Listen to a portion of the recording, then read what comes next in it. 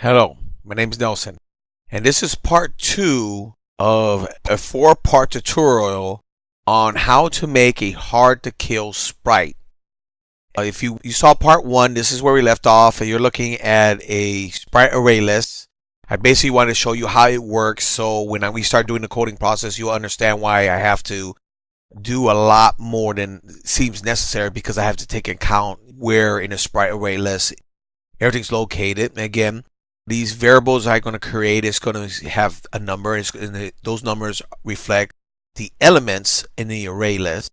So M sprite, the highest element is 5. F sprite was for the female, the highest element is 11, and the Red Menace sprite, the hard to kill sprite, is going to have only one reference, and it'll be 12. And it reflects the position that the Red Menace is in the sprite array list. It's in the element or the record of 12. So there's a few things you need to have before you start doing this tutorial. You have to, one, come up with a hard to kill sprite. Now you're going to go to the same that F4Java showed us how to make our sprites in that Japanese website, and you're going to make an extra sprite. I did that, but I also modified it to look like this. And what I did is I made this sprite in that website, and then what I did with a software I called Graphic Gale, the free edition, I was able to, is for pixel art, I made it have a red helmet. So it really was red. That's why I called it the Red Menace. And I wanted it to stick out different from all the other sprites. And so once you make this sheet, of course, it's just one line. There's a whole sheet to it. Here's the sheet. As you can see, it's just like the other sheets. Just want to show this real quick. Let's go back. And I downloaded it. I put it on my desktop in the folder, and I called it redmenace.png. And the next thing you need to do is come up with some sound effects. What happened is this hard to kill sprite is going to have 4 lives. So every time you try to kill it, it's going to have a different sound effect. Life 1 and 2 is going to have him saying no in a high pitched tone. And 3 and 4, the 3 is going to have him just say help. And 4 is going to him saying help again, but with it an explosion. And then you'll see the red splat showing that he died. And that's what makes him hard to kill. I want to have the sound effects in there, obviously, because when you touch him, you don't have to worry if the computer registered a touch, because you'll hear the sound effects. So saying that, let's get started. We're going to launch our Eclipse. Here's my Eclipse. Everything's shut down. We're going to go to the left-hand side to the Project Explorer. We're going to expand, kill them all, dash training. Before we go in looking at the code, we know that we have to go into the resource folder. And we're going to have to go to this third one down for the drawable. It's called drawable-mdip, and you're going to copy and paste your new sprite in there. And basically, I have it on my desktop. I will go into it, the subfolder. Here is the Red Menace PNG that I made.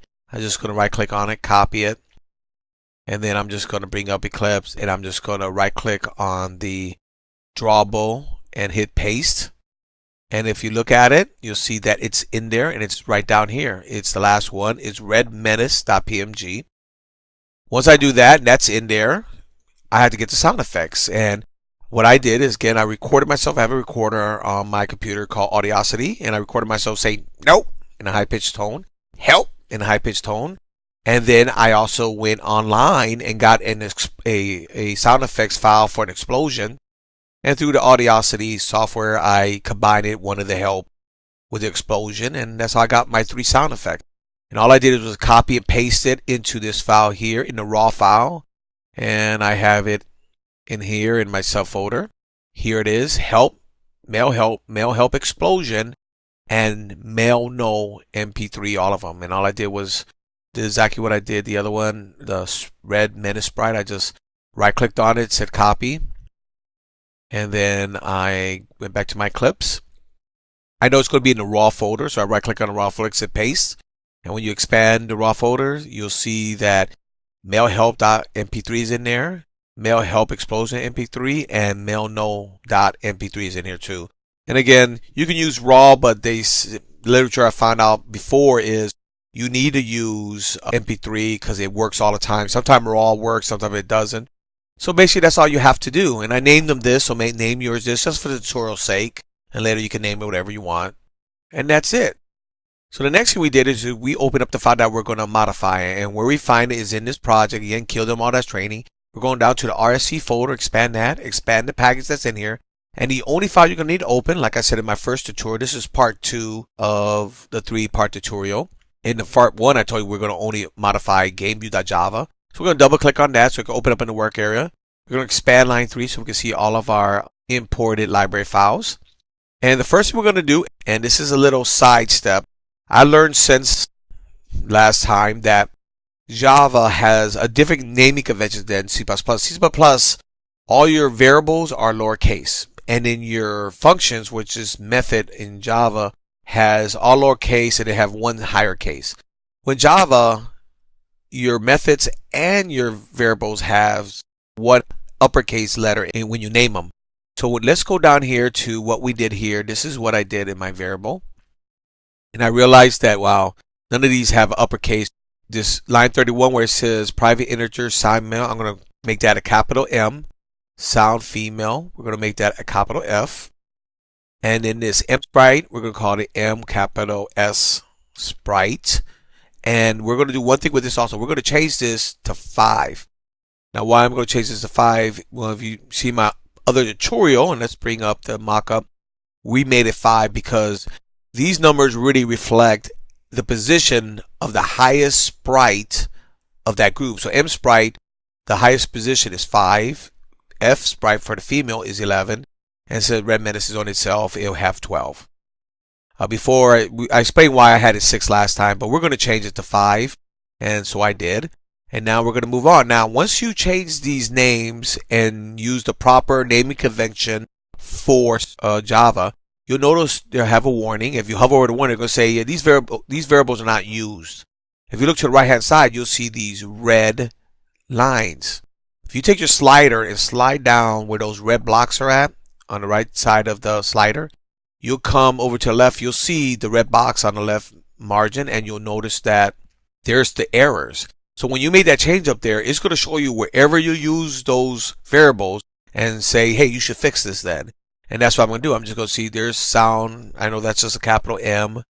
Sound female, SND female this is just a capital F. And as you change them, you see on the left-hand side of the box disappear, the right-hand side of the box disappear. So you take the slider and slide all the way down to these, and as you see, there's a whole bunch of errors. And you know what you got to change. Just change the capital letters. And again, I'm only doing this so that we comply with the naming conventions of Java. So if you go to work somewhere and you're using Java, you can use the proper naming conventions. You know, the worst thing you can do is you know you should do it, but you don't do it, and someone comes up and says, hey, you're doing this wrong, fix it. It's better just to do it right from the get-go. And as you can see on the left-hand side and the right-hand side, there's no more errors showing up. Everything looks great. There's no errors in the file, and it showed you that you easily correct it. So we changed the name. You're using the proper naming convention from this point on. We're going to use it, and we changed this to 5. So the first thing we're going to do is we're going to start creating the tracking and the files that's going to hold the Red Menace, the hard to kill sprites files. The first thing we're going to do, we're going to type in private integer f sprite. We're going to equal this to 11. And of course, we know what this is.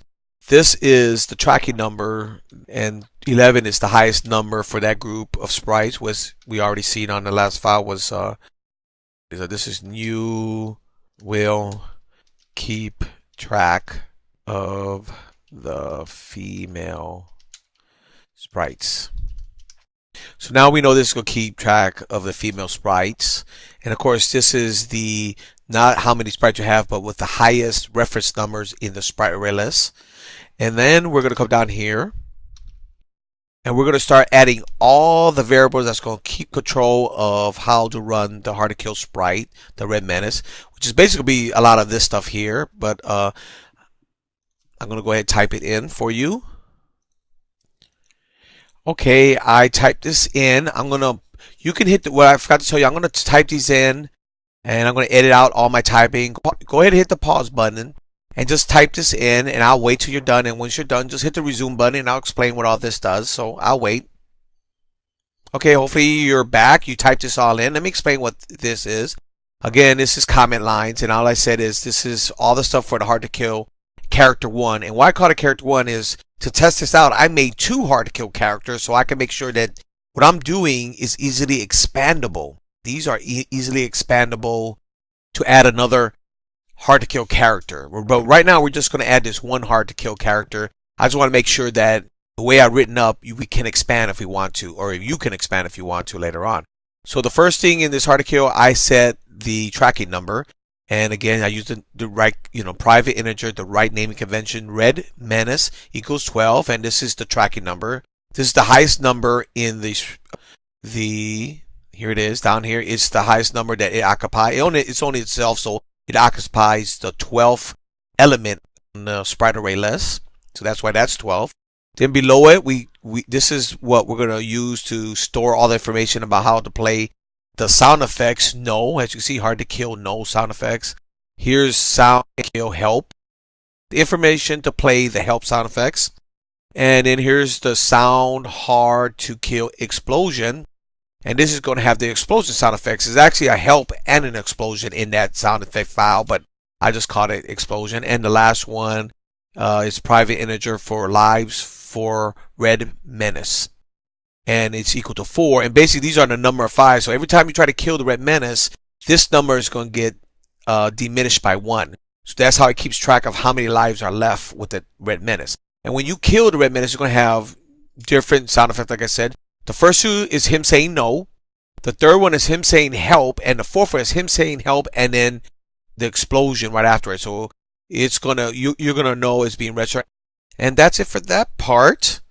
And when we're going to move down to, we're going to change this. This is the 4 sound effects. It turns off on the sound effects. This is one of the tutorials I made a long time ago. We're going to make sure that the naming convention is still the same. So we're going to change this one to an E. So new sound effects E. And then you're going to get, again, a warning saying it's not been used because now it's a new one. If you look at the right hand side where the slider is, you see there's some red bars. You can slide it down and realize, oh, okay, well, here is the new sound effects. And here's the new sound effects being played. I can change that to a capital E. And as you look at the right hand side, you notice the bars are gone. On the left hand side, there's no red marks. You can slide back to where you were, which was right here, line 47. And now you successfully use the right naming convention in this file with just new sound effects on. And we know that controls if the user elected to play the sound effects or not. And we did that in another tutorial. And then we're going to go down. We're going to keep going down. And the next thing we're going to add is down here when we get to this part in line 82 to 87. Right here is where we have put the information of storing where the sound effects are at. And so now we have new sound effects. We're going to add those in here as well because we want to make sure these new sound effects get played. And of course, we're going to do it here. So we're going to do it now. We're going to just come at the end of this line, hit enter. And we're going to add basically almost what we did up here, what sound files and where the files are being stored at. So right now this tutorial about over with. This is number 2 of a 4-part tutorial. We did the first one on how to make how the sprite array list work. This one is starting to do the coding on how to add a hard to kill sprite that have 4 lives to this game we're programming. So the next tutorial will be part 3. So this ends part 2. So I'll see you in part 3. Thank you for listening.